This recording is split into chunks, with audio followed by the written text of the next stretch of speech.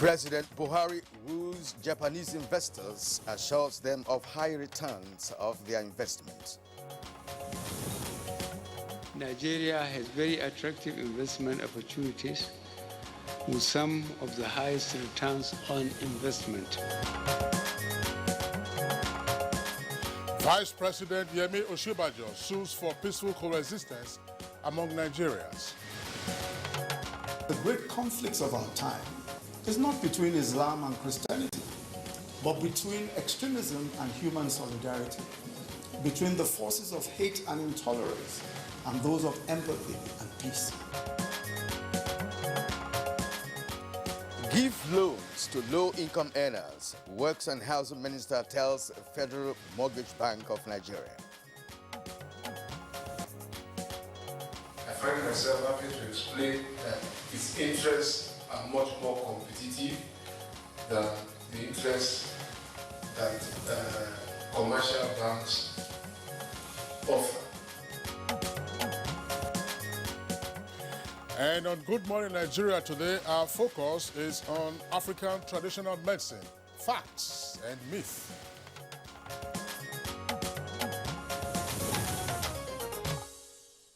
Now, traditional medicine, also known as ethno-medicine or trado-medicine, native healing or alternative medicine, is the oldest form of healthcare system that has stood the test of time. That's right, Kyria. Now, traditional medicine is an ancient and culture-related method of healing to address health challenges plaguing the human race and indeed various diseases that have threatened the existence and survival of humankind. You're indeed right, Kingsley, because different societies have evolved with different forms of indigenous healing methods that are captured under the broad concept of traditional medicine. But oftentimes, when you say traditional medicine, Kieran, you know what readily comes to mind would be that of a native doctor, known by various names in our local languages. Amongst the Benins, for instance, it is known as Obu. Then Babalawo in Yoruba, Boka in Hausa, or Dibia in Igbo. These are persons who are said to prepare concoctions, backing it up with some incantations for a patient who is seeking remedy for health challenges. The incantation may just be something like and many of these, many believe that traditional medicine practitioners usually consult the gods of the land to be assured of the efficacy of their healing remedies. And of course, that also convinces the patient that something good is in the offing. It's in the offing. Now, Kyria, of course, a significant percentage of Africa's population continues to rely on traditional medicine for their basic health needs. In some cases, unfortunately, or fortunately, some would say, traditional health care is practically the only available remedies that are accessible and affordable to many persons on the continent. And of course, there's a clear recognition that traditional medicine continues to provide a significant measure of the services with regard to the African population. And that's perhaps the reason why traditional medicine practitioners are beginning to upgrade in packaging and branding their products to increase acceptability and patronage by a greater number of people. Well, according to the World Health Organization, that's the WHO, traditional medicine is the sum total of the knowledge, skills, and practices based on the theories, beliefs, and experiences indigenous to different cultures, and experiences also, whether explicable or not, used in the maintenance of health, as well as in the prevention, diagnosis, improvement, or treatment of physical and mental illnesses. And that's, of course, a very good definition. And in acknowledgement of the importance and, of course, eminent position of traditional medicines in the world, the World Health Organization has specifically designated August 31st of each year as African Traditional Medicine Day and calls upon the world to recognize, respect, conduct research and partner with the system of African traditional medicine and traditional knowledge. And Kingsley, this is basically what is lacking, in our own climb, because the possibility of orthodox practitioners accepting, to do traditional medicine has become a serious problem. It's been an issue, no doubt about that. I mean, they tell you about how the system, that traditional medicine, is not systematized, and all kinds of issues. That okay, fine, orthodox medicine has gone through several centuries of refinement, but it isn't quite the same with traditional medicine, and that the knowledge would appear to be restricted. And there are issues also of efficacy, of potency, of the right dosages. And indeed, more realistic is the fact that some ailments have defied orthodox medicine approaches. Absolutely. Globally. Absolutely. And for so many years. Absolutely. And then some persons have recourse to traditional healing methods, and they get healed, as it were. Okay, so what are the facts and myths about traditional medicine? How is traditional medicine different from herbal medicine? And why is African traditional medicine celebrated each year?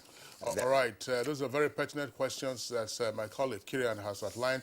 We will have guests with us in the studio, so it promises to be a very interesting conversation because health, of course, is wealth. It's on that note, we'd like to welcome you to this edition of Good Morning Nigeria, reaching you as always on the network service of the Nigerian Television Authority.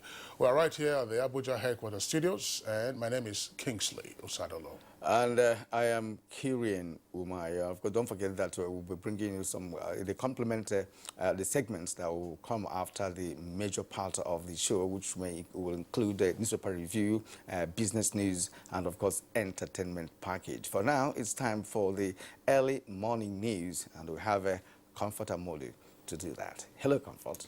Good morning, Kirian and Kingsley. Good morning, Nigeria. And here's the morning news. Now, Nigeria has made a strong case for prospective Japanese investors to visit, explore, and exploit abundant as well as very attractive investment opportunities in the country while assuring them of a highest return on such investment. President Muhammadu Buhari issued the formal invitation while addressing participants at the ongoing Tokyo International Conference on African Development in Yokohama, Japan. These measures seeking to diversify the economy by developing agriculture, emphasizing on manufacturing, and addressing the energy and infrastructure deficit. With these, we shall be placing Nigeria on the path of rapid growth and sustainable development. Japanese investors are therefore invited to invest in the following priority sectors in Nigeria, namely power and renewable energy, petrochemical and gas, maritime shipping and ports, automobiles, mining, agribusiness, healthcare and pharmaceuticals, ICT, and railway. Nigeria has very attractive investment opportunities with some of the highest returns on investment. And Nigeria and Japan have resolved to work more closely towards enhancing the highly beneficial relations between the two countries in critical economic sectors for the benefit of the people. This was the outcome of the high-level talks between President Muhammadu Buhari and the Japanese Prime Minister Shinzo Abe on the margins of the Tokyo International Conference on African Development in Yokohama. President Buhari in particular sought the support of Japan in combating piracy and other acts of criminality in the Gulf of Guinea. The Japanese Prime Minister, promised to continue to support, Nigeria in the terrorist and security challenges that we're facing in the country, and and would also look into greater investment within Nigeria by Japanese companies. The President gave an overview of the situation in the northeast and the challenges being faced in the northeast, and welcomed very much this support from the European Commission. And he indicated that this would also fit in and complement a lot of work and investment that's going into supporting that part of the country. And still in Japan, President Muhammadu Buhari says the values of the Nigerian nation are not in any way represented in the few citizens of the country indulging in criminal activities abroad. At a meeting with leaders of the Nigerian community in Japan during his official engagements in the Asian country, President Buhari described as unacceptable the negative impact of the actions on the nation's image and pleaded with them to change their ways. I call on you and encourage you to continue to contribute your quota by helping to develop your host country and Nigeria. Japan is at the cutting edge of technology and efficiency. Collectively, your resources, skills, and talents will be a positive force for our country, which can help accelerate our national growth and development. Meanwhile, the federal government says it will continue to give support to the private sector necessary for ease of doing business in the country. This was when Vice President Yemi Osinbajo received a delegation of the Nigerian Employers Consultative Association led by its Director General, Timothy Olawale. It's a situation where there is a clearing desk at the office of the Vice President where we can escalate these issues, and it is resolved amicably in the interest of national development and national economy. As to the issue of minimum wage, what is very fundamental are those lower rung employees. I think government should go ahead and implement for those people, while the aspect of the senior staff is being resolved because it's already over-delayed. In Nigeria, in respect of faith and race, have been advised to live up to the best values of humankind. Vice President Yemi Osinbajo at the opening of a National Muslim and Christian Youth Summit in Abuja underscored the need for a peaceful and harmonious coexistence among all Nigerians. The great conflicts of our time is not between Islam and Christianity, but between extremism and human solidarity, between the forces of hate and intolerance and those of empathy and peace. I call on all religious leaders gathered here today that we have a very, very big role and a serious assignment on our hands as far as our youths are concerned. I strongly commend the constructive initiative of both Christians and Muslims youth on peace development initiatives. In Kogi State, Governor Yahaya Bello has beaten 9 other contestants to emerge as the All Progressives Congress APC standard bearer for the November 16, 2019 governorship election. Over 3,000 delegates from the 239 wards participated in the exercise held at the Confluence Stadium, Lokoja, Kogi State. Information and Culture Minister Lai Mohammed has called on members of the National Union of Road Transport Workers, NURTW, to support the federal government's effort to rid the nation's highways of violent crimes. The minister made the call at the 9th Quadrennial Conference of the Union in Abuja.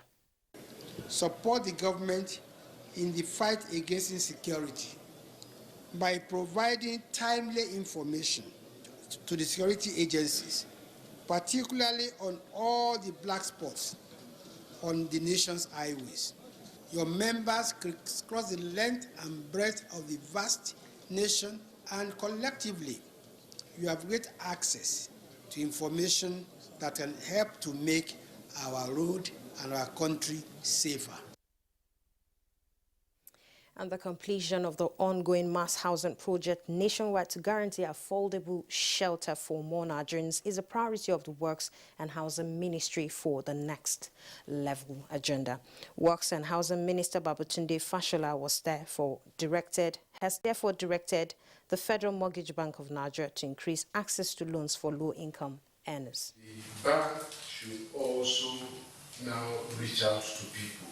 I find myself having to explain that its interests are much more competitive than the interests that commercial banks offer. And people say they don't know. Seek to reach the people at the bottom of the pyramid. They save money in their small cooperatives, in their small associations. So why can't you open accounts for them too? To contribute to the pool of funding from which they can then leverage, borrow, either to rent or to buy houses. And those are the news for now. Good Morning Nigeria continues with Kingsley and Kyria after this break. You're watching Good Morning Nigeria on the network service of the NTA. Now let's go business. MUFG Bank in Yokohama, Japan signs MOU with Afro-Exim Bank at TCAT 7 to strengthen bilateral relations. Now let's join Comfort Amodu for details.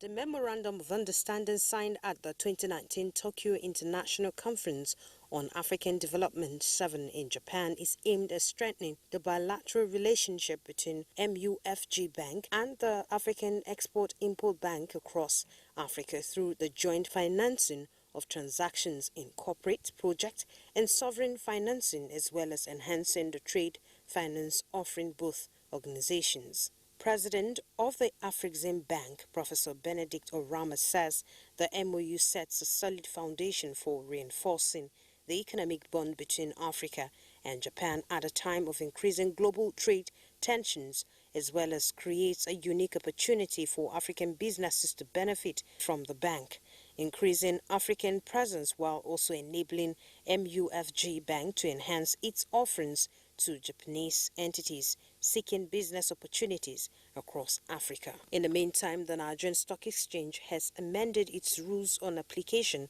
for quotations.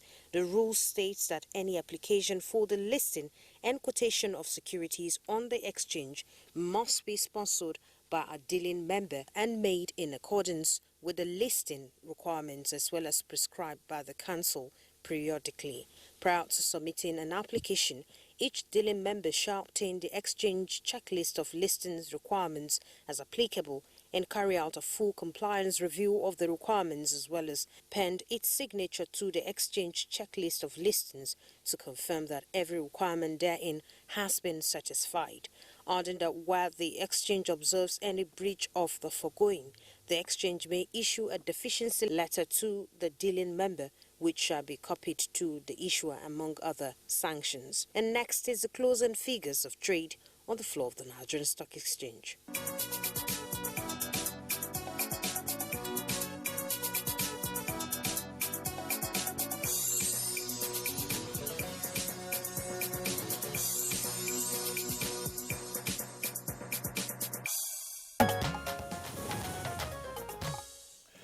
All right, thank you very much, Comfort, for the business package on Good Morning Nigeria. Next for us on the program, we'll take a look at the front pages of the papers we have this morning.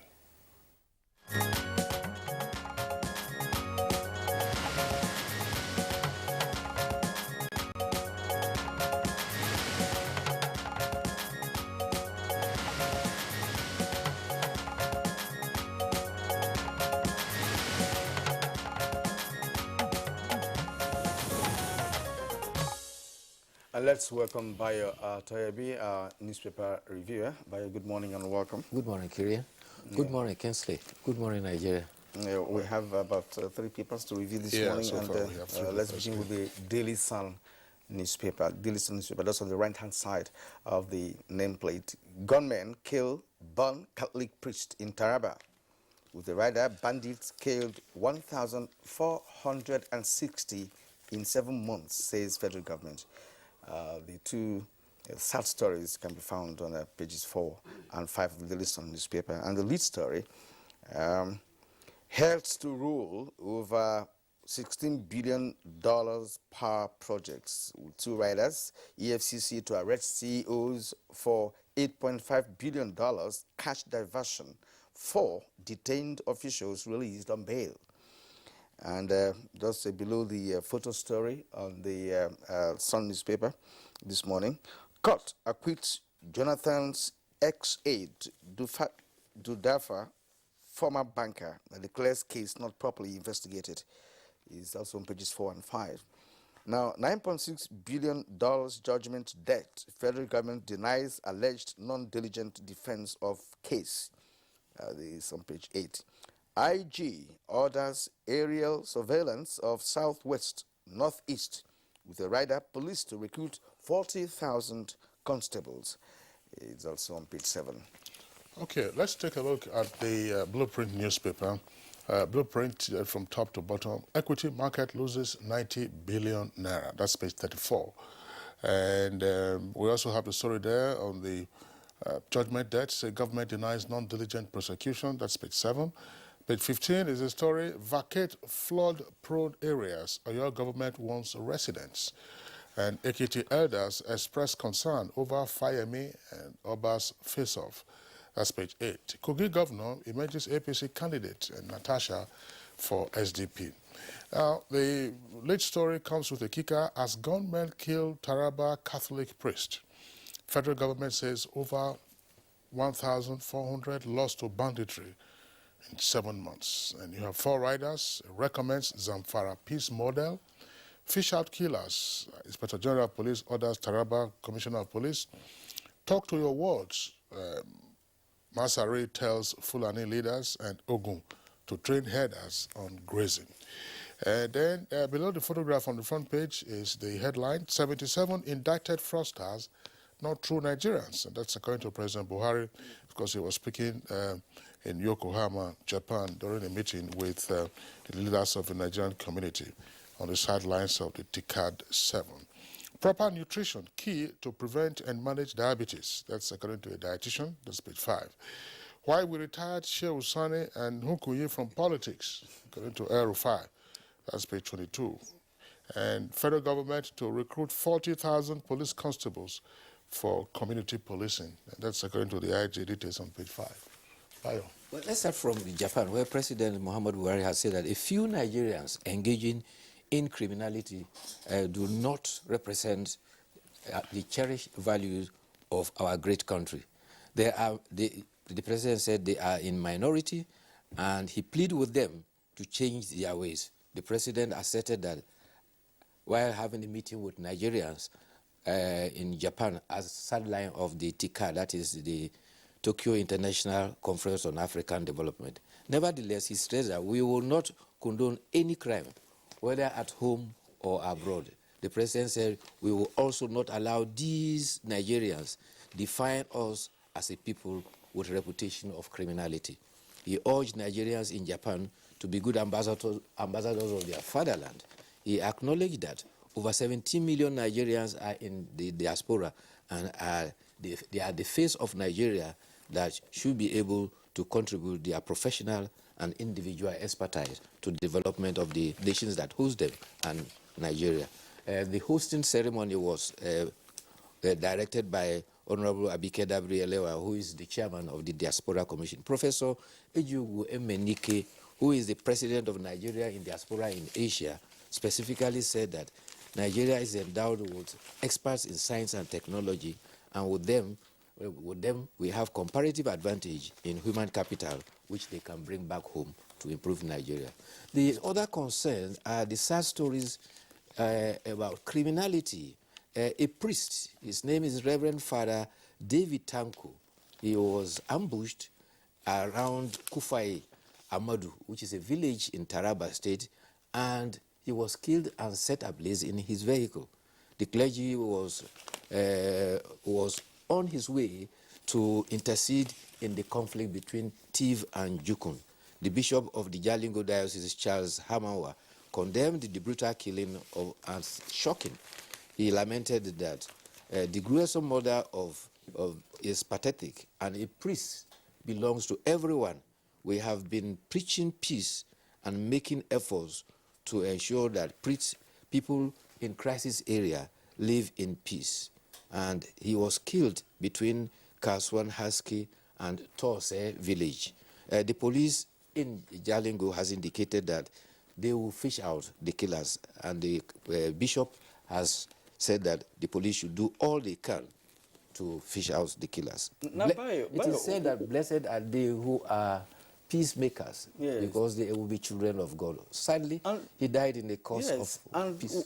why are Catholic priests targeted? Because I recall vividly that sometime last year, early this year, somewhere in Anambra State, Yes. a Reverend Father as well, who just left a meeting, a peace meeting, and on his way back home, he was also ambushed and attacked On the highway. On the highway, the It's same method that pattern, the yes. one that happened in Taraba did. So one wonders why, or should it be that perhaps some persons wouldn't like the priests to be part of the peacemaking initiative in areas that are bedeviled by conflict? Well, maybe they are victim of the conflict situation they were trying to intercede, but all that is speculation. Let's see what the police will find out, because even for in the case in the Anambra, I think a few persons were arrested. In fact, a commercial driver who sighted it at a distance was attacked and dragged into the bush and also killed, so that the perpetrators could not be identified. But there's no gainsaying the fact that these incidences of that priests are being targeted is going on the increase. Well, yeah, it's pretty worrisome, but it also calls for, in my opinion, greater safety measures on the part of the clergy. Yes. Why is it, I mean, if they were in mufti, for instance, might they have been readily identified? Because once you are seen in the dog collar, the presumption will be, oh, he's a priest, and then, of course, they will go after the individual. So in seeking to intercede in conflict, which is very important, it's a valuable service, I think that the clergy are arising from the many incidents that we have seen this year, and it did also carry over from last year, they ought to now begin to adopt more security measures, security and safety measures for themselves. Well, nobody's saying that you should go and get a platoon of mobile policemen to be with you, but I think safety measures are pretty important now. Yes. Do proper survey. The other worry about security is what is reported on the Northwest. Between January and July, there were 330 attacks, and unfortunately we lost 1,460 Nigerians from these attacks.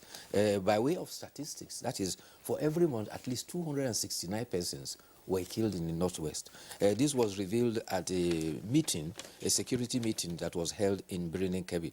The Permanent Secretary, Special Services Office of the Secretary to the Government of Secretary to the Government of the Federation, Dr. Amina Shahamaki, said that the Northwest hitherto was the most peaceful part of the country. However, she commended the initiative that has been put in place, especially in Zamfara State, which has contributed tremendously from peace in the area. However, the sad thing is that because of the pressure and the reduction in Zamfara, it is now having impact in the contiguous state. Katsina now is now at the receiving end. Apparently, some of the bandits might have migrated across the border into Katsina State. And so there is still need. And from the insurgency front, the Nigerian army has said that it has adopted new strategy to end the insurgency. They are to take the fight to the insurgents. They also have a greater mobility over them. And what the aim of the force, the terrorists, the commander who made this pronouncement said that they will soon, hopefully, surrender. This was disclosed by the General Officer Commanding 7th Division, Brigadier General Abdul Halifa Ibrahim, during an operational tour of the area. He said troops will be paid their welfare. Yeah, one interesting aspect of this is the fact that they intend to take the fight to them. And some people might also have an opinion to say that for you to embark on frontal attack, that sort of such combat, that you should be able to have some technology, to facilitate whatever you intend to do. Technology in the sense that you could get them spotted, at a range before moving, because, well, I'm not a military personnel, but, moving into such a vast forest, without knowing their own ambushing techniques, they could run into jeopardy. I think the strategy of the armed forces is working. The Air Force is helping seriously within the air, and we've seen reports of instances where they are targeting their locations recently. The Navy is helping from the branch of the Lake Chad area. They are also is there any amphibious contribution? No, the navies are helping at the Chad area there.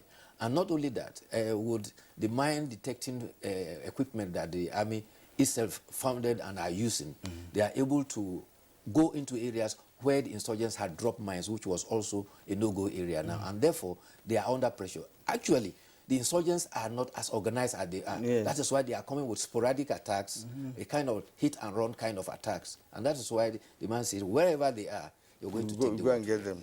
Yes, that's fine. But the figure with regard to the number of losses or fatalities arising from banditry in 7 months, those figures are quite worrying. Yes. It's troubling. And this is not a time for partisan politics. No. It's not a time for blaming any other president. Yes. It is indeed, a wake-up call for all Nigerians.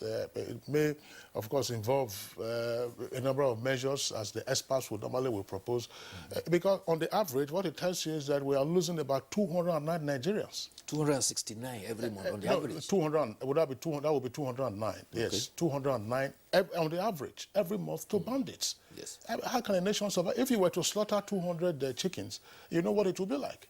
200 chickens, and then these are human beings, productive and otherwise, having capacity of contributing to the economy, and everybody is virtually at risk. And if the Zamfara therapy worked, right, so why not other contiguous states, key in and see what it... Because all the bandits in Zamfara did not surrender. Some have moved. Apparently, the governors in the Northwest held a meeting in Katsina, and that was part of their strategy to adopt the Zamfara approach.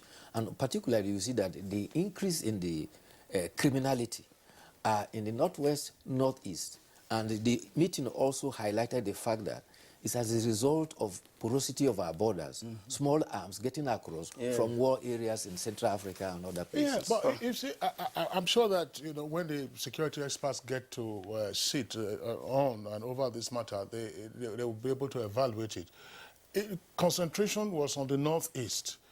At what time did we now realize that, look, there was infiltration to the Northwest, or that you were going to have the Northwest axis of the country opened up to bandits and so on and so forth, so that there might have been preemptive measures taken?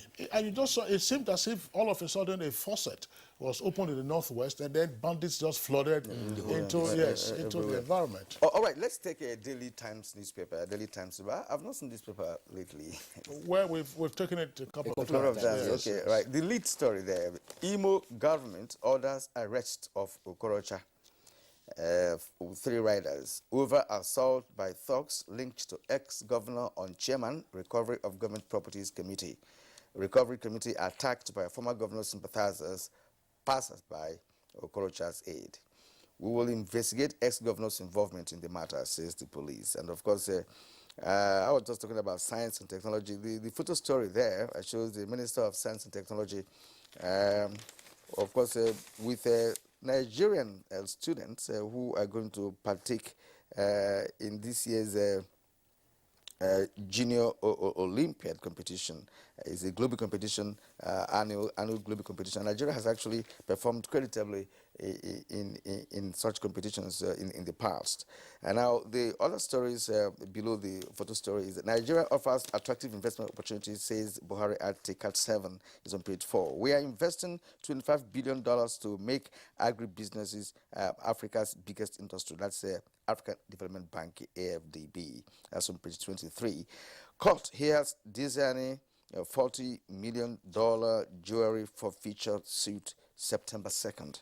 Is also on page 4. Lie exonerates federal government over defense of 9.6 billion judgment debt case. It's on page 6. Bayo, 2 other stories, quickly. There's no dispute that the 3 law students that were abducted from Abuja are now free. However, the controversy now is that the police in a statement has said that the abducted students were released due to the intensive measure by its operatives. However, family sources of the 3 students based in Minana, Abuja, said that they actually jointly collected about 5 million to pay as ransom to secure their release. And they said they engaged about 48 hours of negotiations with the kidnappers before eventually they secured the release of the girl. The students actually had traveled to Abuja to raise funds from lawyers and other senior advocates of Nigeria towards the graduating law students of the Ahmadu Bello University Congo campus. Meanwhile, talking about unsung heroes, Nigeria's under-20 girls, the Falconers, yesterday became champions of Africa at the African Games. They beat their Cameroonian counterparts on penalties by 3-2. The victory is actually a posthumous parting gift to their first captain. You recall Ifeanyi Chukwu Chiejine died. Yeah. He was the first captain of the group, and incidentally, she was buried yesterday, and the girls did their former captain glory by winning the trophy. Meanwhile, the male counterparts are to take on Burkina Faso today, also in the final.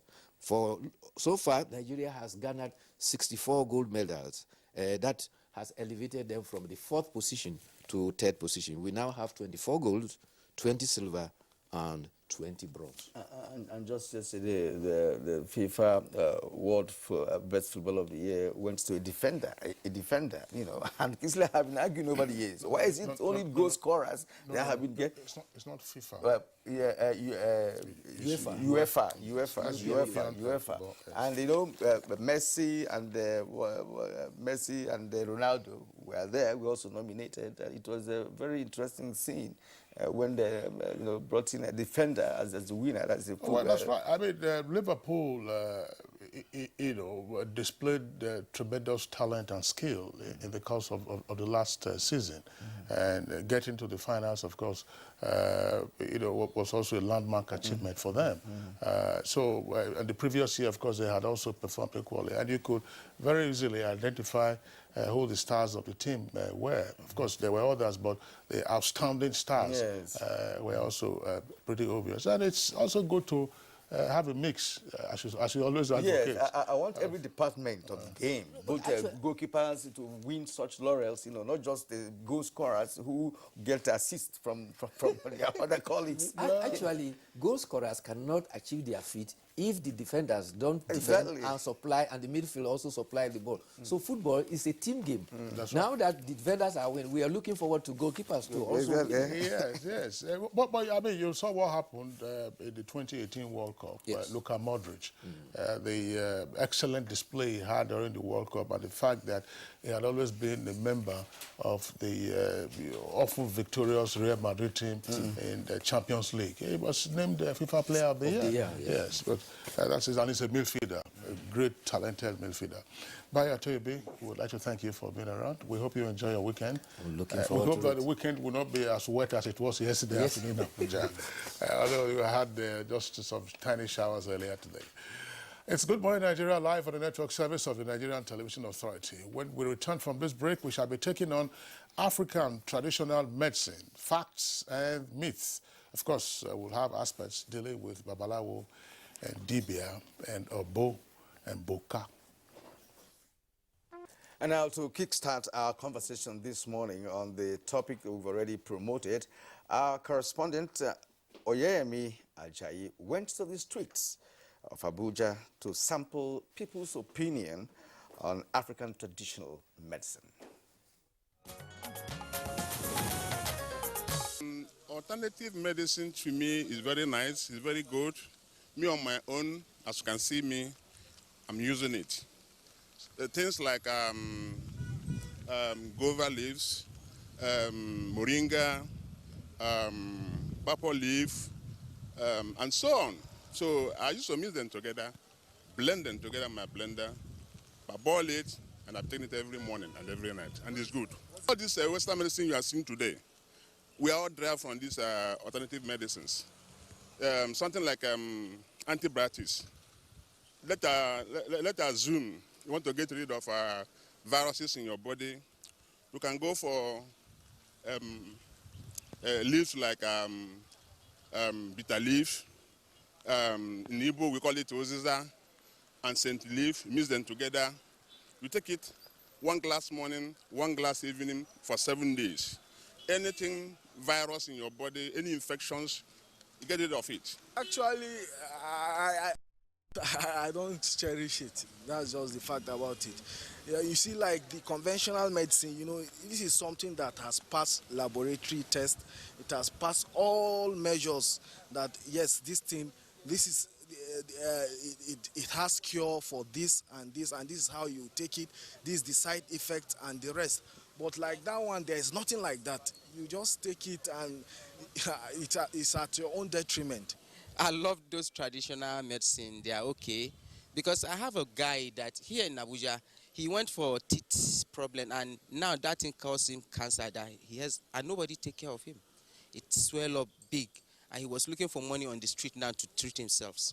But if it is this natural, this our local traditional medicine, it's okay for me, because our forefathers have been using it, and they are, in fact, they are living for longer years. Alternative medicine, I can say it's very good, and it's very economical, it's very cheap. So, and if you have somebody can assist, it do help. Like in terms of the medicines, it's very costly, and so alternative I think is very okay. But only thing is that sometimes the unprescribed and the quantity is not, so sometimes they may even give overdose to a particular medicine that what you want to treat about. Right, the cross-section of Nigerians there expressing their views on traditional medicine. We have with us the studios 4 guests to discuss this issue in further detail. First, let's welcome the Director General of the National Agency for Food and Drug Administration and Control, NAFDAC. That's Professor Mojisola Adeyeye. Professor Adeyeye, pleasure to have you with us on Good Morning. Thank you. Good morning. Yeah. Also here with us at the studios, a pleasure to have him again after a couple of years, Professor MacDonald Idu. Professor Idu is a professor of phytomedicine at the University of Benin in Edo State. Prof, delighted to have you again on Good Morning Nigeria. Good morning, Nigeria. Yes, and we have Dr. Jamila Aliyu Ibrahim. She is the head of the Department of Medicinal Plant Research and Traditional Medicine, National Institute for Pharmacultural Research and Development, NIPRID. You're welcome. Thank you very much. Good morning. And of course, we have pharmacist Zainab Ujudud Sharif, Director and Head of Department of Traditional, Complementary and Alternative Medicine, Federal Ministry of Health. Ma'am, you're welcome. Thank you. It's good to be home. All right. Let's, again, of course, you listened to the views expressed by some Nigerians in a background to this conversation, and I'm sure that a number of our viewers who are watching will also harbor some of these thoughts. So let's just begin with, if you like, a conceptual clarification. We hear traditional medicine, the herbal medicine, and of course, the usual things that will come under jazz, Boka, Dibia, Babalawo, and Professor Idu from Edo, that will be Obo, or what is it? So, what is the relationship amongst all of this, and what are the differences? For the purpose of clarification, it's good that we let Nigerians know what traditional medicine is. A simple definition, you can say that traditional medicine is a sum total knowledge and practices, either explicable or non-explicable, that has been ended up used in the management, diagnosis, treatment of diseases. Okay? It can even be spiritual or social, as it is defined, handed down from generation to generation, either through observations. If you look at our people, they didn't have documentation, but they were observing, they were talking. Those their talks you said, they were giving a message. That is for the purpose. And traditional medicine is encompassing so many components. Let's look at the components briefly. You hear TBAs, they call them traditional birth attendants. They take delivery at the local level. Then we have traditional bone setters. They are the bone setters. We have the spiritualists. Those ones do spiritualism in it. And then we have herbal medicine sellers. When you go to Lagos, you see this Mama Lao that sells herbs. They have the knowledge of each herb, what it is for. And then we have herbalists. The herbalists, to me, as we are here, we are herbalists because we know what medicinal plants are. that can be used and researched in the management of diseases. So that means herbal medicine is a component of traditional medicine. What is herbal medicine? Herbal medicine is a crude form components of the parts of plants. It can be the leaves, it can be the seeds, it can be the roots, it can be the bark. Furthermore, that is combined either singly or combination thereof package, which we would want to further process into various products. As we go along, we talk about phytomedicines, we talk about nutraceuticals, we talk about these are all components. Is a gamut of value chain. Yeah, gamut of value chain. That's interesting. I'm beginning to understand, the difference now. Let's go to Professor Idu. Professor Idu, what's your own perspective to this? Traditional medicine and herbal medicine. Well, just as I just said, the herbal medicine view currently is not like how people see it, those days, where they just feel that, people just get plants anyhow and then dispense and all that. We are growing from one stage to another stage. Right now, I think the concept or the perception of one of the respondents in that is not really right. We have done quite a lot of work, and we often take it to that stage where we have the dosage, we have, we look at how beneficial it is to the body. Is it toxic? Is it not toxic? What are the harmful effects? And, complete system works, for that particular plant. And when we are getting it out for the value-added aspect of it, where it goes out to the public, we just notice, we find out that it's something that we can beat our chest on and say, of a truth, this particular product, we might call it supplement if you want, has something that is, that is beneficial, of benefit to the body. And we are very sure that every aspect, the scientific aspect of it, has been worked on. Now, that does not also put away, the traditional medicine, the traditional healers, their own perception. They have come a long way from one generation to another generation. And honestly, I've seen quite a lot of them.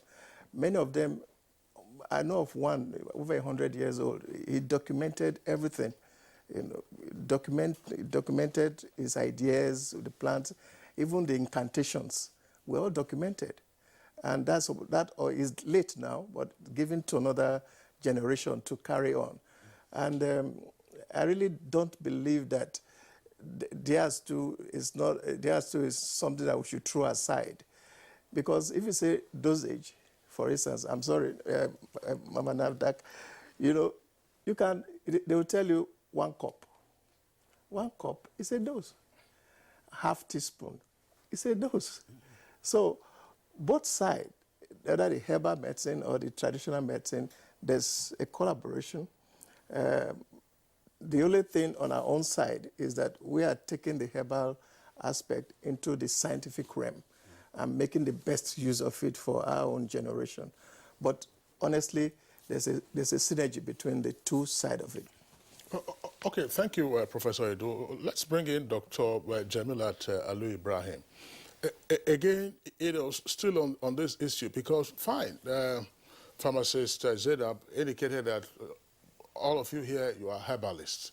But in the popular imagination, as my colleague Kirian framed it earlier, you would find a conflation, between the herbalists, refined as you are, and professional as you are, versus the spiritualists or the diviners, who also will bring in aspects of herbalism into their practice. So where is the dividing line, if any, or is the overlap all intermixed so that you have abandoned the divination and spiritual aspect of it and then focused on plants and herbs and roots? Thank you very much. As Hajjat Zainab Sharif said, we're all herbalists. And not only are we all herbalists, we're also all herbal users, one way or the other. Whether willingly or unwillingly as a child, you must have taken it. And what you said, she also explained earlier that there are several aspects of traditional medicine. The spiritualism aspect, the bad attendant, the bone setters, and the herbalist. Of course, there are also others who practice one or two or three of them at the same time.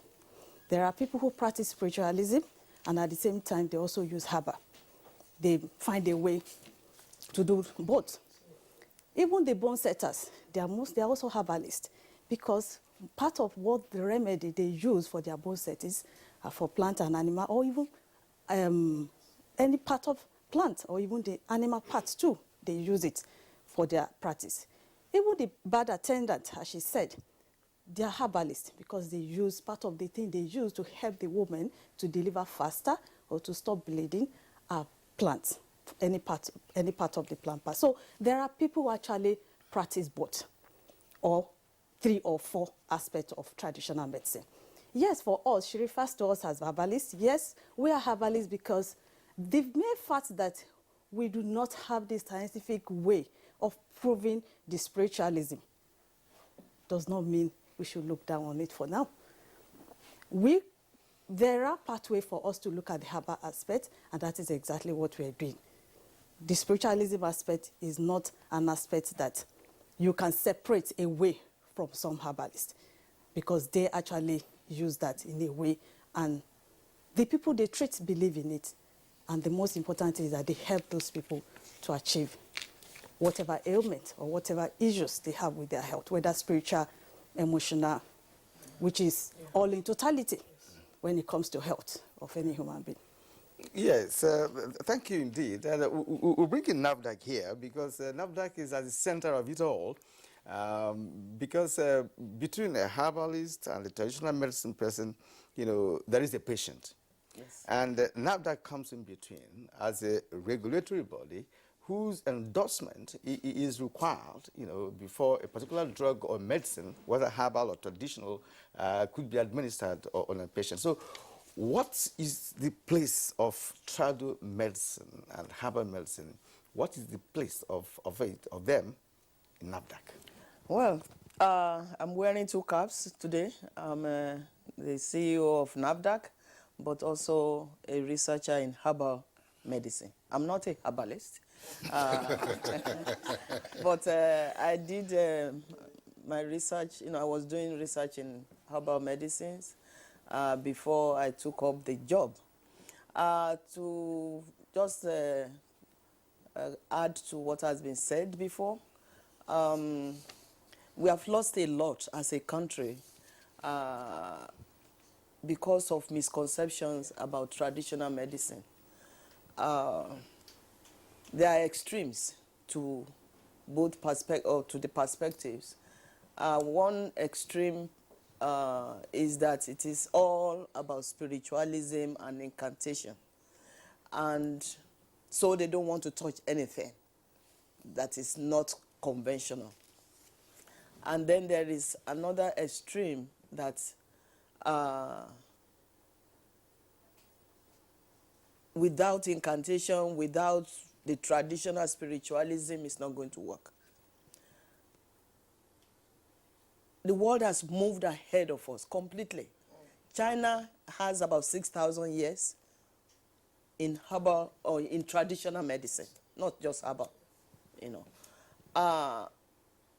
it's not the incantation that led China to where they are now. It is years of knowing what this does, what that does in terms of plants or animal parts. And they then brought all those together. Traditional medicine, for example, in China, because I took my students there many years ago from the US, include acupuncture, heat treatment, or moxibustion, that's what they call it, because they've thought and researched over years. Acupuncture, there are about 600 nerve endings in our bodies. And when they put the needle to a particular part, we now know, or they're now telling us, that it is where it's a nerve ending. And once that needle gets there, it sends a signal to some centers in the body to react pharmacologically. It's now been proven. Of course, incantation may be to make the person peaceful or whatever, but it may not translate. It is what is being done to the body, either through taking it or through heat treatment or through whatever means. All these are collected as traditional medicines. In terms of NAFDAC, we stand in the middle, so to say. When an applicant submits an application to us, we have to be able to verify it. We have two types of listing, or two categories rather, of herbal medicines. We deal with herbal medicines right now. We don't deal with other things because you have to be able to prove it. It is real science to prove the acupuncture thing. You need a lot of equipment. We don't even have it in Nigeria. But in terms of what we do on a daily basis, we have to be sure that the patient is not going to take something that will kill them. Take a liquid medicine, for example. Where was the water gotten? How long is that liquid medicine going to stay on the shelf? The hawkers that hawk them, how long have they been carrying them? Is that liquid medicine now a culture medium for microbes? So that the herbal medicine may be there, but what is going to kill the patient faster is the contamination. So we do microbiological tests, we do toxicological tests in NAFDAC.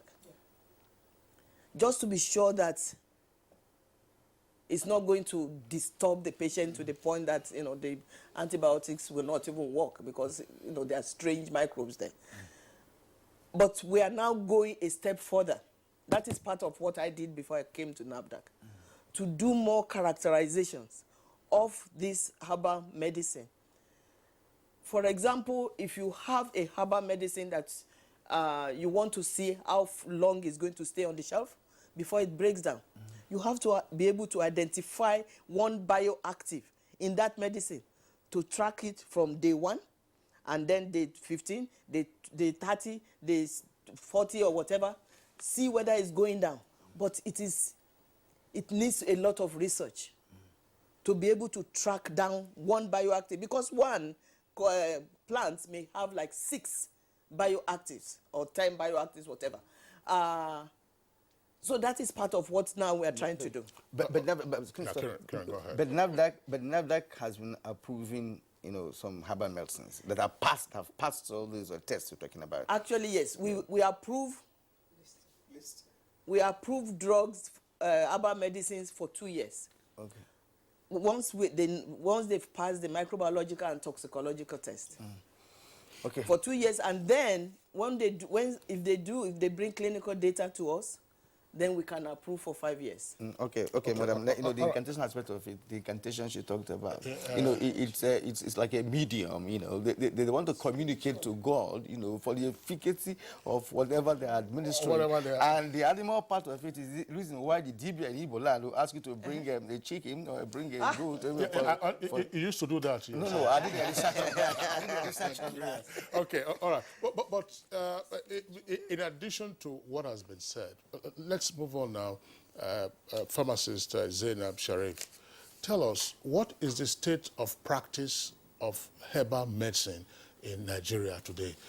We understand now that, okay, you have combined honors. There are persons who will mix spiritualism with this one. But for, let's say, the top grade, the top drawer, what is the state of practice of herbal medicine in Nigeria today? There's this thought I was trying to say in the aspect of spiritualism. For us, in looking at the traditional medicine, when she said the Chinese call their own Chinese traditional medicine, the Indians call their own the Ayurveda, what do we call our own as Africans? That is the purpose of why we are looking at this theme, to be able to have, we must have an identity for our own. And for us, we have looked at this as black medicine, medicine of the people, community medicine. We must have an identity. The spiritual angle, just a little. I look at science. Who are science? Science is people that make things to work. based on standards they have decided to develop.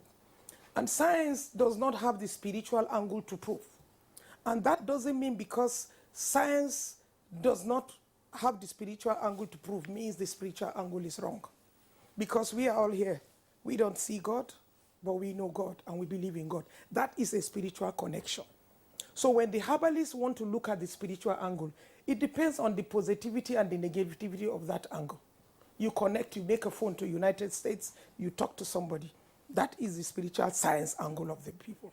So in the spirituality, let those who are doing the spirituality, because you cannot pretend there are no occultists. They do it for their own benefit. They know what they are doing. But for us, we look at the positive angle because now health is including spirituality.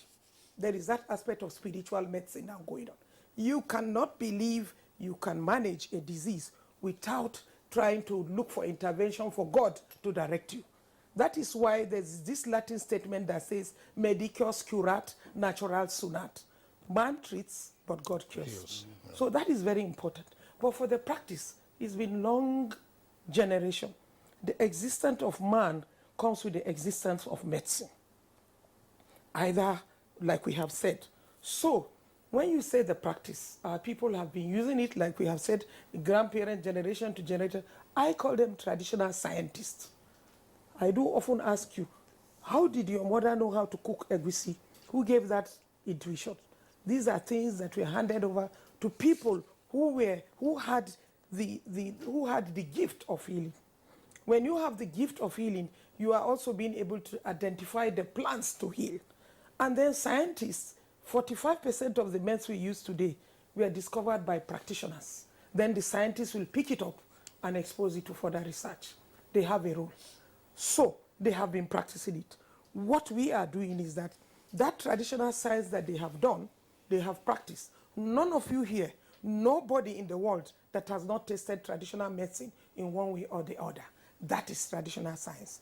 We now, the modern science, we are all looking at it. We want to take it further to research on what is in this plant that makes it positive. Like when I was called to be a knowledgeable herbalist as a pharmacist, I said, my God, if I tell my colleagues this lemongrass is used in the management of malaria, the next thing they will ask me, what is in it? So I knew that I had to look for that in-between knowledge so that I can be able to take people. And that has helped positively. It gives you widely knowledge and even makes you formulate better.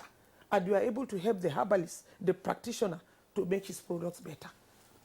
Improvement, if you go now, it will surprise you to know.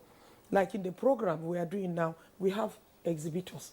You see them, the generation, the old people are now passing it to their educated sons and daughters. Some of them have gone, you see some of them are even, you can see we have doctors amongst us there.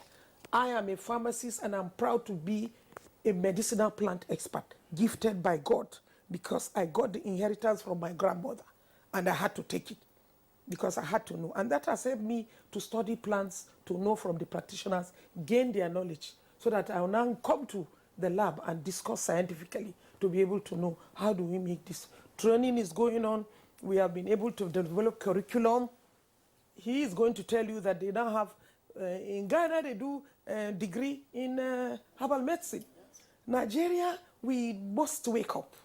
We must wake up. It's getting too late. So that the diversity that we have of plants, 8,000 species of medicinal plants. I was sad when I went to present a paper in Dubai. And then a presenter there from UK University said he was going to present a paper on a plant called Leptidemia hasitata. When he stood up to say, he said, this plant, you know where I got this plant from? He said he got it from Nigeria. He is there presenting the paper. But the good news is that he has a challenge with intellectual property rights. So he must come back to Nigeria to see. So why are we? We have so many plants. Studies are going on. Universities are now going on. He will tell you, University of Ilori is running a degree program. ABU is doing it. BUK has a Center for Medicinal Plant Research. Enough of that, no dosage, no standard. If you say no dosage, no standard, then we are not scientists. because we are making it better and it's there for the benefit of All right, Ajay. Ajay has a long history of this traditional medicine or herbal medicine, as it were. She has developed some using moringa oleifera, aloe vera, and what have you. We'll come to that in the course of this conversation. But now, the UN says that traditional medicine is the sum total, as the world agree here, of knowledge, skills, and practices based on the theories, beliefs, and experiences indigenous to different cultures. Now, what should be the nexus, or what is the nexus between the traditional medicine and orthodox medicine? And I'd like to bring you here, Prof. I ask this question because, yes, we're all speaking here, you're all scientists, you all have medical background, and of course the traditional one. But if you go out further, on a broader note, some orthodox medical practitioners do not even want to hear about anything traditional medicine. Prof. I think that's a cake, no? It's not something we should be talking about because we are far behind, too far behind. Other countries have, hacked into it and they are doing well. For example, in India now, you have university, running programs in traditional medicine, Ayurveda medicine. And then the Orthodox go there for knowledge. They go to them for knowledge. Yeah. So there's a synergy. And I know of several hospitals where you'll be made to choose, do you want traditional medicine or do you want the Orthodox type of medicine? In Nigeria? Or? Well, elsewhere. But at least I know of one in Nigeria. Okay. Yes, Professor Lakmadi's clinic. He has the Orthodox arm, he has the traditional arm. And then when he looks and he says, oh, this one is not going to be handled by us, he goes, sends the person to the other side, But all over, things are going faster than we think. Yes. These are basic things that we shouldn't contest, that there's life in nature. Plant is not something that is just there for us to admire. There's life in it. There's health in nature. And we have to take it and use it properly. I think that's where we're coming from now. So I believe that people should not be scared, whether we like it or not. About 80% of Nigerians or Africans, we rely heavily on, these herbal things.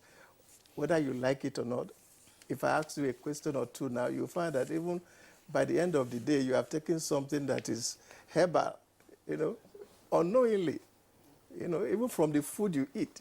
So there should be a synergy. There should be a kind of understanding, between the Orthodox and the TMs, to come to that understanding that they complement one another and not, not fighting, each other. Whatever questions that are abound, they are being solved, and our exposure is coming up by the day. So it's not something we should throw away. Mm-hmm. Well, Professor Idu, well, thank you very much. But how is the academia responding to this emerging realization that herbal medicine is here to stay? Yeah, I think that's where we're getting it right now. Currently, there's a committee that started in 2013 by the then Minister of Health to be able to put together, this, is that a herbal tea? Yeah. Okay. Okay. To bring together, to bring into the academic circle, this, the curriculum that would teach herbal medicine, integrate that into the current system of practice. And where that committee grew, I became member of the second generation committee. And we have been able to draw up the curriculum, and 6 universities have been earmarked to take off as trials from each geopolitical zone. I think we stopped at the point where we want the NUC to recommend, to give us a shoot on, and then we do all the necessary things, and those programs we kick off. And when people are trained, it's such that you must go through that training, either as a nurse, as a pharmacist, as this, whatever health practitioner you are, you must go through it. And go to it.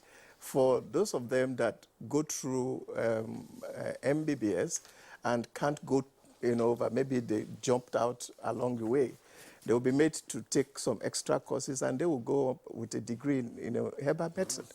So instead of them roaming around and all that, they have a degree in herbal medicine. So they can really put these things together, and it will work for this nation. Job creation, health, perfect. Yes, so we're looking forward to that. Really, reading through a text, I realized that there is a university in Armenia that is a traditional medicine university. Oh, yes. Is that a question of, yes, university. And this is where they have medical techniques and advanced techniques for integrative medicine. Exactly. Right, and how can we now leverage on the abundant plants scattered all over Nigeria? And of course, you have given us an idea of what is going on at the moment, but we want to see something further where the orthodox medicine practitioners and, of course, the traditional ones should come together and have a Nigerian brand. Actually, I recall that during the Ebola saga in Nigeria, I was privileged to anchor a program on Ebola in which I hosted the then Minister of Health, Dr. Chukwu, and with his counterpart, the information. Now, and then recall that the Ebola endemic countries relied on the therapy brought in by WHO in America, so to speak, but Nigerian medical practitioners developed their own concept. And the man told me that, look, that the therapy that they have is unheard of before. Perhaps it's like bringing this and that together, putting it together and see what it can do. And it worked for Nigeria, because those who had a contact who were infested, were cured by what they did. So I virtually forced him to tell us exactly what the therapy was. So there can be a homegrown therapy that can address those ailments that have defied all the orthodox approach. Actually, yes. You see, Nigeria has a big issue at hand. We have a low-hanging fruit. Our low-hanging fruit is herbal medicine, because that can be easily tested, relatively speaking, because it's actually difficult in the lab. You need sophisticated equipment to be able to test it. We are surrounded by what God knew that we need in terms of plants, but we have not tapped it. We have not tapped it, and that is the reason why in March of this year, I inaugurated a national committee on herbal medicine products.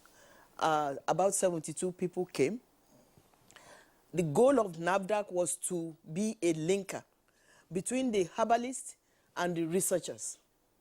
We cannot just sit still with all the things that we have surrounding us and try to be in one camp or the other. No. The traditional herbalists and the researchers must come together. That's why NIPRID is so important. They are specialists in herbal medicine research. And now we're going to have another meeting in September to foster this relationship. Some of the problems that we have in Nigeria is secrecy. My own grandfather died with his secrecy. He didn't die actually with his secrecy. He wrote a formulary in a notebook. And myself and my cousin were looking at it, and then I came back years after. I said, brother, where is the book? I've burnt it because I'm now a Christian. So we have to know that God has given us plants and animals for our own benefit. And so we're going to keep fostering this relationship. Another thing that breaks my heart is the intellectual property aspect of it. Once you develop a product and it's working, and I'm talking from experience, the product that I was working on before, I wanted my patent medicine, as a patent lawyer rather, to file for patent. And she asked me, how long has this been on the market? I said, oh, this was approved by NAFDAC 10 years ago or whatever. He said, you can no longer patent it. Yeah. It is now public knowledge. Within a year of making it public, you've got to apply for patents. We have lost so much, but talking of research, it is a low-hanging fruit. TED Fund can start funding researchers in herbal medicines. We will go a long way. We will get a lot of mileage because we are so rich in our biodiversity. I'm just wondering, Professor Ade, based on what you're saying and what you said earlier, do we not have a challenge of the fact that you have, excuse me, a proliferation of producers of herbal medicines? Yes. And that there is virtually no standardization by way of corporate, having corporate entities that produce this that you can readily go to and identify. Pharmacy Zainab could have her own concoction. Yeah. Kingsley will have his own concoction, like I do here. Kirian takes his own at home before he comes, and so on and so forth. And we have all of this all about it. So how do you deal with that? In other words, how do you gradually upscale and say, look, you have to have a corporate identity, yes, or there has to be better corporate management of what is coming out rather than each person going to scoop something from a corner and then coming to the open market? Yeah, that is part of why this national committee is extremely important. For the researchers to respect the herbalist and to know that an intellectual property belongs to the inventor, not to you that is doing it. Once the person has already invented it, of course the inventor may bring you in, but you are not the primary inventor. You are just helping hands. That is the way intellectual property works. But in terms of proliferation of herbal medicines, all over the country. Producers, yes. Producers. That is where NAFDAC comes in. One medicine taking care of 200 ailments. Yes. No, it cannot happen that way. And we go after hawkers, but we need more staff to be able to do that and choose to go after them, not to go after them punitively, but to also sensitize. Because our people don't really know that there's no medicine that can take care of 200 diseases. No way. So that is where the the market control comes in, and sensitization. Our people want to know more. Yeah, an average herbal medicine hawker, will tell you that what I have can do this and do that. Okay, let's go to Jamila. Jamila, in this era of widespread antibiotic resistance, some experts of the view that plants are considered the most prospective source of antimicrobial compounds. Now, is there antimicrobial efficiency in plants in Nigeria? I'm asking you this because NIPRID, came up with a sickle cell treatment medicine some time ago. I don't know what happened. I don't know what happened along the line, but you people have you've had experience of creating or rather formulating a formula that worked with sickle cell, which we never had anywhere in the world. So do we have antimicrobial compounds in our plants in Nigeria, and how can they be used? Thank you very much. To just take us back a little bit to the Niprisan, that is the one for the sickle cell, developed by NIPRID, is actually called Niprisan. Yes, it was developed following scientific method. And also, to support what DG NAFDAC said, the intellectual property, the herbalist, the old man who gave NIPRID the formula, is still gaining from that aspect up to today. The man is late, but the children are gaining from it. That is an example of how intellectual property should be taken care of. NIPRID has that perfect example. They take it from the herbalist, they develop it into a herbal medicine, drug, and it was being taken by the Nigerian populace, even exported outside during that time. And there's a formula, I can't say it exactly now, but the herbalists still gain from it up to today. Is there market availability of the napier? Yes, I'm coming to that. Yeah. Yes, there was an issue based on what you said, but that has been taken care of. The government has currently given approval for the drug to be given out, commercialized. And I don't know if I can measure the pharmaceutical company. A pharmaceutical company in Nigeria has currently been given that license. And they are working on it, and within a short time, you will be able to have that drug in the open market. And apart from that, NIPRI still currently produce what we call social service. The government gave us that approval because there were so many people who were on that drug. And when that issue which you mentioned came on, those people were going to suffer. So the government gave NIPRI a approval, what we call social production, which we're still doing up to today. So people still come to NIPRI to access the NIPRI up to now. Then coming back to the one when you said plants for antimicrobials. Yeah. Yes, and I say yes. There are so many antimicrobial plants which has several properties that can compare favorably with most antibiotics in the market.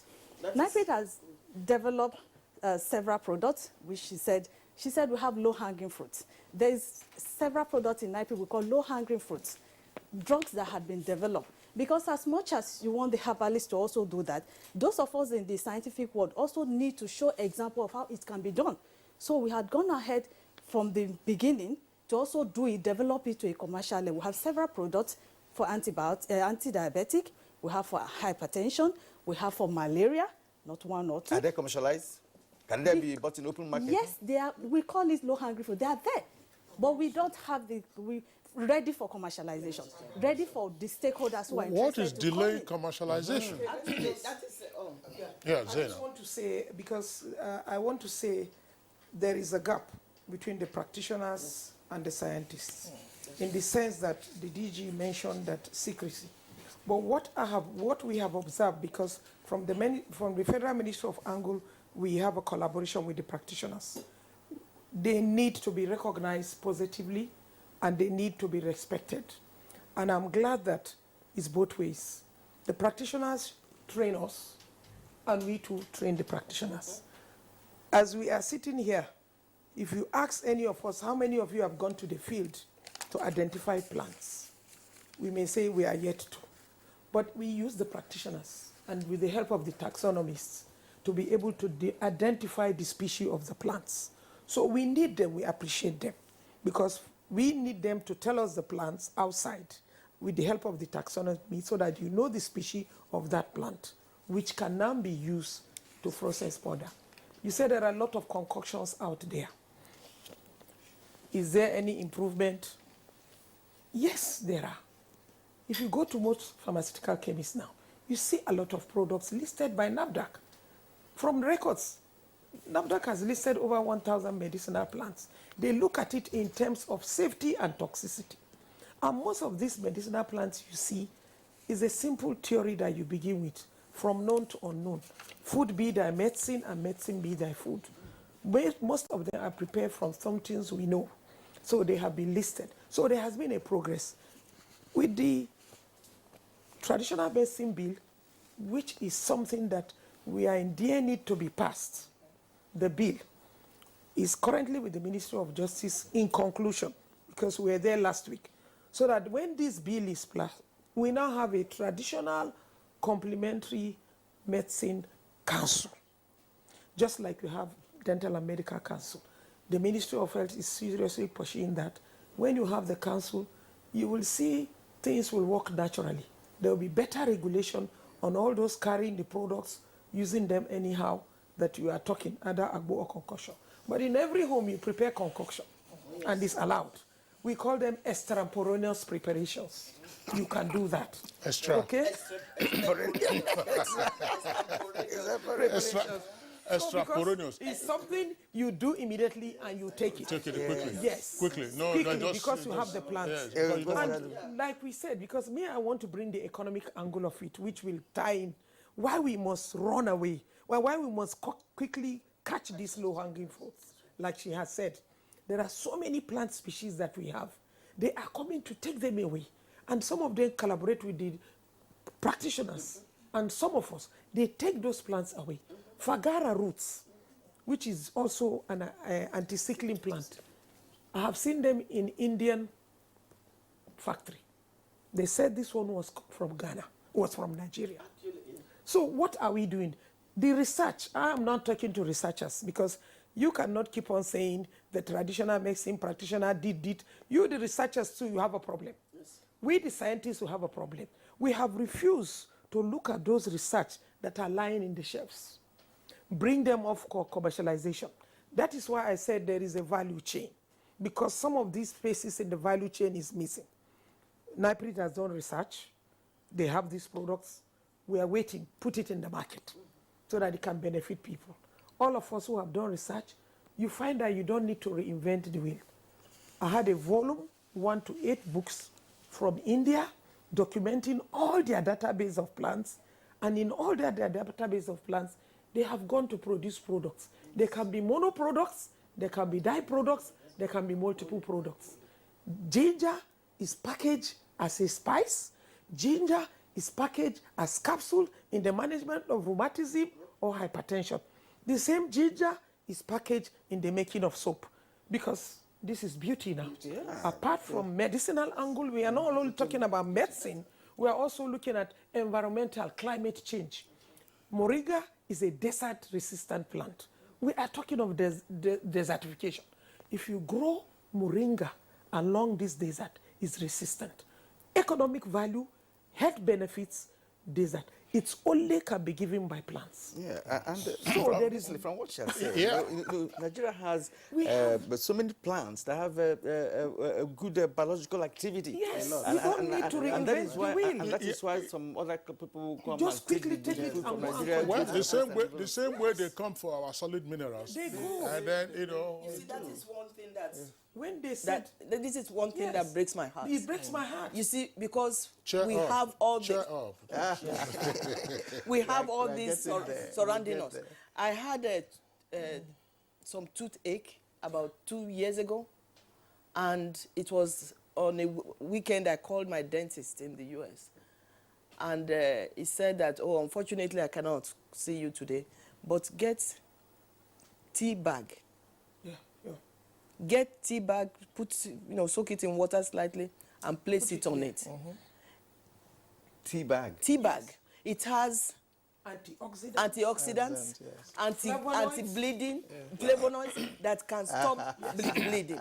You see, your tea, so when it comes to natural medicines, especially herbal or plant-based, in the US now you have people adding one thing to the other and blending and drinking in the morning. Even in Nigeria here, yes, we have everything that can improve our own health on a daily basis. I want to quickly say the tea bag she talked about. Camellia sinensis, Taraba State. Sorry, please. That's tea. Tea bag. Camellia sinensis. That is the botanical name. That's your Taraba in Nigeria. Yes. Is blessed with one of the best tea species in the world.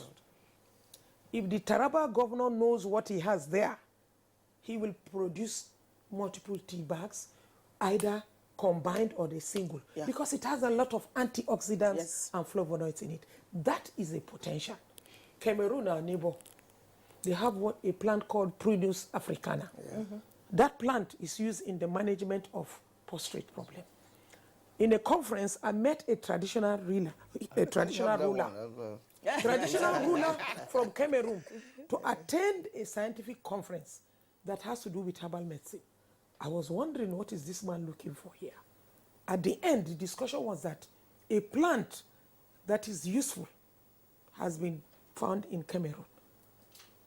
Echinacea, a strong immune booster. So, the pharmaceutical companies in France came to exploit that plant. But the most important thing, the traditional rulers were now carried along, recognized. They now came, sat down and discussed intellectual property rights, bioresources, and benefit sharing.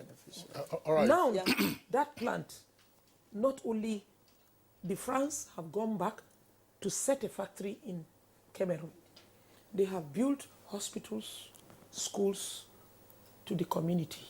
In Nigeria, the plants are in the community. They are in the states. We're really If missing governors a lot. can know the value, that is community development. Yeah. The people who come to take your plants, you sit down, what are you giving me, there will be massive development. That's natural resource. 774 local governments Natural resource management must have one plant that has a potential for commercialization. Yeah, you know what? Thank you very much, our dear guests. We're going to take a short break now. When we return, of course, we'll take some of the tweets that have come in and then continue with the conversation. And just by the way, Kirian, Pharmacist Zena was referring us to the quality of the tea in Taraba. And in the meantime, Wadume was a kidnapper in Taraba, and then you were having all kinds of wanton killings in Taraba. Jukums versus thieves, whereas you have other things to focus your attention on, and then lift up the quality of life of the people and indeed of Nigerians in general. Let's take a short break now.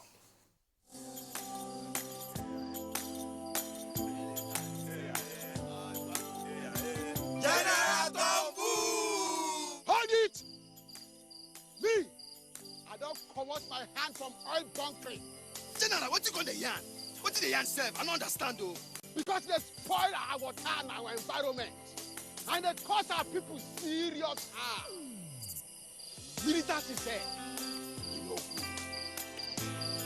Me, I not do again Sam. Because why? Change begins with me. General Tombu! This message is brought to you by the National Orientation Agency in conjunction with the Federal Ministry of Information and Culture. Yeah, welcome back. We're still on the Friday's edition of Good Morning Nigeria, reaching you live on the network service of the NTN. We have a very interesting topic this morning, and of course, many Nigerians are beginning to respond by way of tweets. So let's begin. DW Nigeria Limited, the efficacies of their medicines could be true, but my concern has always been the chemical compositions of those herbs. What are the long-term effects of the herbs on a patient? Has any clinical trials been done, or is there any proof it has worked on the proponents? Dele Jack Solomon has this tweet. Traditional African medicines have been of greater help to all of society and modern science, but still lie at the root of much controversy over its inability to be a valid healing tool. Some doctors and scientists believe that a possible placebo effect makes these remedies and rituals work. All right, from higher, that's the HIA, traditional alternative medicine actually works. What it lacks is research and analysis to examine how it works and possible side effects. Now, Mike Kanyakwa has this tweet. So it's Trado, as popularly called by many people, cannot be discountenanced. Adherents will tell you that they are better than modern medicines. The concern is that one particular Trado medicine can cure a lot of illnesses at the same time, and the ways they advertise them too are ridiculous. Yeah, but you just missed this one, Dr. Adams, you know what he said. You know, that, all right, yeah, that's it. I'm a traditional medicine practitioner. We are happy about this program. I'm ready to give my contribution. Thanks. So, what is his contribution? Well, the contribution is that he's a traditional medicine practitioner. Yeah, all right, let's continue. You want to take Onoye Victor? Yeah. Okay. Onoye Victor tweets, African traditional medicines have come of age.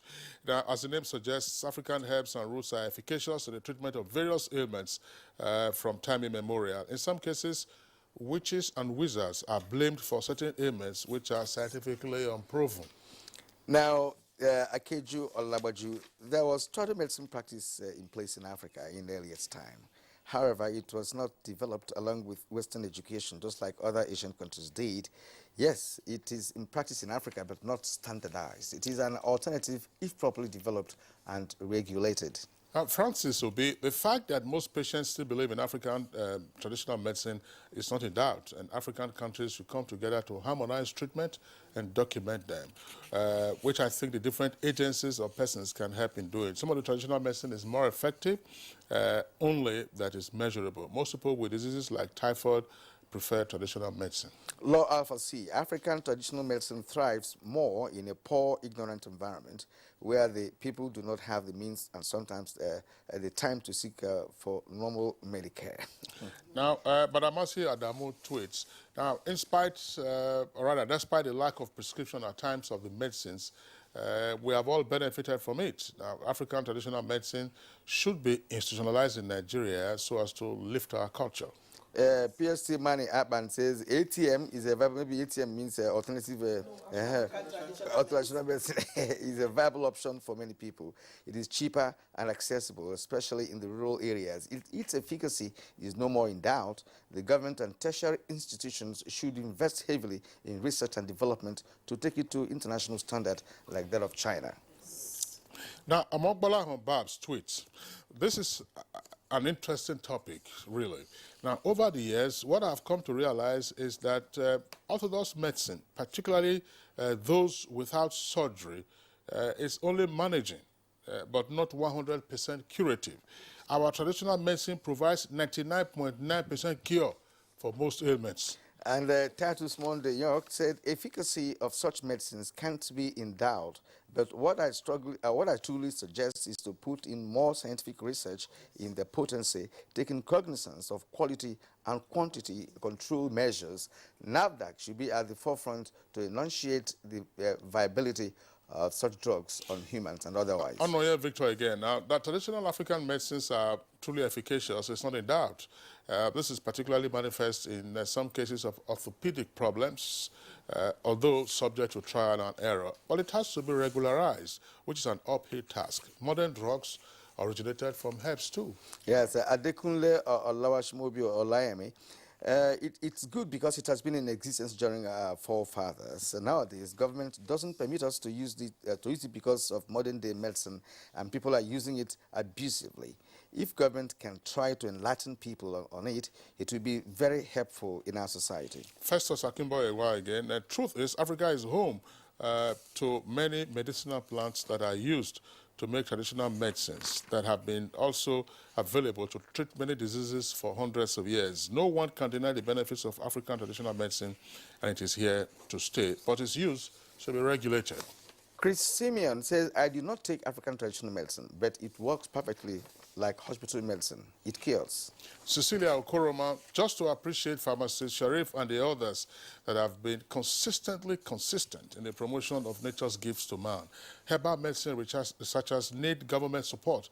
The Chinese that discovered man and Nigerian, I don't know, this is a bit complicated. He said herbal medicine researchers need government support, full stop, yes. Okay, now, Omar Osman Ndanosa, good morning, NTA and Nigeria. This is a very good topic as it has to do with traditional medicine. My advice to the practitioners is to try and integrate the processing of herbal medicine with latest technologies. All right, Mohammed Mustafa says, traditional medicine, if the disease is known and you get the traditional medicine, it works more than tablets. That you can use. Mohammed Mustafa says traditional medicine like moringa leads cooked water, cures high blood pressure, very successful and stabilizes it more. Sani Michael Amakoji, African traditional medicine serves as raw material to conventional medicine, and the fact is that if properly harnessed, it is more original and effective than conventional medicine. However, the superstitious belief and myths attached to it make it uncelebrated. Okay, now, Professor Oko of Foboche, he says African traditional medicine was stigmatized by the colonial masters for conventional black doctors to dispense their Western drugs. That belief is what ruined African medicine, herbal farming production for global use. Some Western drugs were got from their herbs, or herbs that they took. Now, Abednego S. Umbole tweets, now, for the conventional medicine to gain acceptance, the issuer explains to convince the user. So the traditionalists also use incantations to convince the users too. Is that not so? Yakub Adedotu said, science is simply a reformed model or fashion of herbal medicine. We shouldn't let westernization dominate our lifestyle. We are Africans. Science and medicine is simply a reformed model or fashion of herbal medicine. We Africans shouldn't allow westernization to dominate our lifestyle. We are Africans, and this is the means of economic development. Usman Ndanusa, the most important thing Nigeria needs for the growth of traditional medicine is setting up research bodies where all innovations on herbal medicine can be tested. We already have research body. Today, we have a herbal doctor in Nasarawa State who has treated more than 80 people of diabetic ailment. All right, now, one point that is emerging from our conversation, one point among several others, is there is a recognition of the importance of herbal medicine. There's also a recognition of the presence of a wide variety of plants and leaves and roots and branches, biodiversity that can be converted into as part of the herbal medicine practice. And NIPRID is here, you are working on your research, NAFDAC is here, regulator. And there is a gap that pharmacists already identified with regard to the value chain, commercialization. Who should be the coordinator of all of this so that you have all the issues galvanizing Nigerians and drawing our attention to the worth that lies in herbal medicine? Because they say health is worth that lies in herbal medicine. Who should be the coordinator so that whatever nitty-gritty, whatever naughty issues are there are clarified, the prof is here, whatever issues we have with the Dental and Medical Council also clarified, and then, you know, we are saying that we are ramping up. Actually, when it comes to the coordination, this committee that we set up brought the stakeholders together. But it's the beginning, because we're going to bring more people in. However, in terms of, and what we did with that meeting is to break the whole group down into subcommittees or focus groups. People, you know, Ajia Zainab is in charge of records with other academicians. There are some people in charge of harvesting or post-harvesting. There are some people in charge of formulation. I believe that this is going to grow or crystallize out to get to where what you are talking about. But Ministry of Health, NAFDAC, NIPRID, extremely important. Ministry of Health gives the policy, NIPRID is set up for the research. And NAFDAC, of course, the regulation of it. But we are doing more than regulation. We want to. That is my own personal thing. Let's get yes. Before you add, let me just open up an angle, you know, for you to come in, because the question Kinsley asked, you know, borders on the fact that yes, NAFDAC is there. NIPRID is there. We all have other bodies. We have committees. Now, can it be brought to a central point where, you know, the nation will look at it as a growing trend to look into this area? Because does it require a legislation or something? You know, let me just say that from the policy angle, I want to say the journey has started. The journey has started in the sense that in the Ministry of Health, the policy states that there is a need for commercialization of this herbal product, after all these researchers have come out with it, and more importantly, documentation. Yes. And then in the angle of producing documents is very important. Like we have the herbal pharmacopoeia. Yes. Professor Idu is a member, where we are documenting all these medicinal plants with scientific, he will say more on that. So that document is to serve as a guide, to be able to know these medicinal plants. And with the establishment of the full-fledged department of Traditional and Complementary Medicine Department, one of the mandates of that department, and is specifically a division, is to look into the development, promotion, and commercialization of herbal medicine. So that means looking at all those plants, documenting them, bringing them together, and then all the relevant stakeholders meeting. In the Pharmacopoeia Committee, we have expert committee. We also have commercialization committee. Okay, Kyrian, I was just going to say this. Let's throw this in. Yes. I listened to some of the names that have been mentioned as committee members and so on and so forth. May we suggest, because we also interact with them on Good Morning Nigeria, thank you. In Nigerian Economic Summit Group, Nigerian Economic Summit Group, LCCI, Lagos Chamber of Commerce and Industry, NASIMA, which is the national body, and more importantly today, Central Bank of Nigeria. And in the Central Bank, you can also get the Bankers Committee, because there has to be financing of all of this, Kieran. Yes, You know, yes, so there has to be, certainly, if you get the bankers committee or you get the central bank, of course, it's doing anchor borrowers program, it's driving agriculture, and part of what we are seeing, whether in getting Taraba to chase their teas or to get, you know, moringa to plant, the Ministry of Agriculture or Ministry of Environment, they are supposed to have the Great Green Wall. If they go to plant moringa, use youth corps members to plant, where would the bandits come from? And even very importantly, like you have said, I said the value chain. That means the planters or the cultivators. Massive wealth, massive job creation for only cultivators. After they cultivate, they harvest and they process, dry. There is a scientific procedures for that storage. That alone is job creation. Because time's on our side, but so let's get Prof to also talk. We have just 3 minutes to go. Right now, you know, I personally have understood, you know, where we are coming from and what has been put in place for now. But we are only talking about the centrality of it. We're talking about the possibility of making it as a movement, you know, in the health sector. Now, I just talked about data, plant data about the plants that we have in Nigeria with high biological activity. Right? Is there any mechanism to explore the entire Nigeria flora to find out the plants that exist? Yes. The first stage, well, we had this PIC, Presidential Initiative Committee, that was set up by President Obasanjo. Unfortunately, along the line, a lot of things happened and it went down. That ought to bring out the picture that we're expecting to get money from the biodiversity of this country. Now, we call it the green gold, and there's a lot of wealth in herbal medicine. Cultivating alone is a lot of money.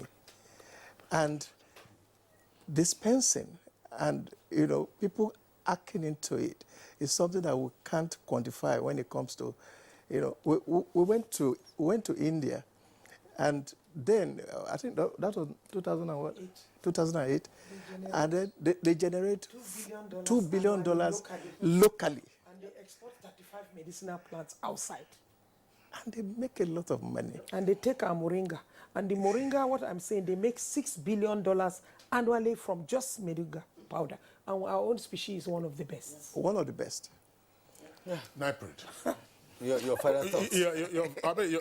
Your final thoughts. Because your research needs also to be funded. Yes. By the time you have this kind of advocacy group that we're talking about, of course, more money will come to you because there will be endowments, or there could be endowments to say, look, do more research. Let's see what goes on, what can be commercialized, what can be taken off the shelf and brought, you know, into public use. They can even be researching into some ailments like AIDS, all those difficult ones, all those ones, because you can the so-called incurables, hepatitis or whatever it is. Can be managed with natural remedies. We need to spread to the tertiary institutions. Of course, there will be that collaboration.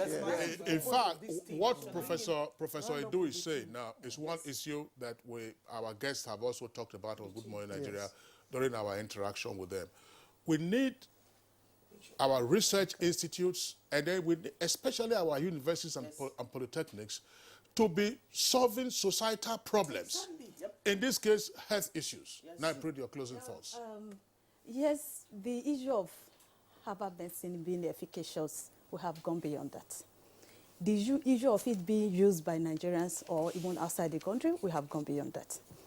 The issue of actually having documented, scientifically based evidence on some drugs, we have gone beyond that.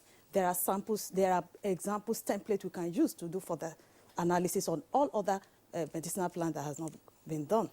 Yes, we're at the point where we're looking at it, where I can walk to a hospital and decide that I want to use a herbal medicine for my treatment. That is where I think we are, and that is what we're currently doing. With all the synergism between health, between NAFDAC, the research institutions, and the public, academia, that is ongoing. But one thing we should also know is that research is very expensive. Is something that you need a lot of money to be able to do to a level that you can beat your chest that you have done what is scientifically acceptable to your populace and to the health of Nigeria. So we require more funding from government and from stakeholders, because there is not only government, there are other stakeholders that can come in. And that is why there are a lot of partnership currently going on. The pharmaceutical companies are also being approached. There are a lot currently ongoing to be able to bring all that. Bring the commercialization to place, so that even from there, funding can also come in to the research institution and to the academia in the area of herbal medicine research. And you know what is good about science or scientific discovery is the fact that it can be replicated across the globe. Big time, big time, big time. And we should also say, we'd like to, of course, appreciate all our guests this morning who've been with us on the program, particularly pharmacist Zainab. She, with the greatest respect, doesn't have a bureaucratic disposition to these issues. I mean, some other person, she works in the ministry, but she says she has an activist disposition. Plus, of course, the NAFDAC Director General, personal experiences and all of that. Professor Edu, of course, has been with us in the past. We'd like to thank all of you for being on Good Morning Nigeria today. Professor McDonald Edu of the University of Benin, Professor of Phytomedicine, thanks for being around on Good Morning Nigeria. And Dr. Jamila Aliu Ibrahim of the Department of Medicinal Plant Research and Traditional Medicine. Well, she's from NIPRI. From NIPRI, and of course, the Director General of NAFDAC, Professor Moji Ade. Thank you for obliging us again with your time and then your very informed comments. The herbalist number one, pharmacist Zainab. Just let us eat, let us use, let us go. All right. Thank you very much for being around. Kyria? Yes, it's on this note that we call it a day on this particular edition of Good Morning Nigeria. We found it interesting presenting it to you, and I hope you enjoyed it. Please come again next week, Monday, when we'll return with a fresh edition of Good Morning Nigeria, your breakfast show. My name is Kyrian Umayo. Have a great weekend. And I'm Kingsley Osadolo. Do enjoy your weekend. See you on Monday, 7 o'clock in the morning.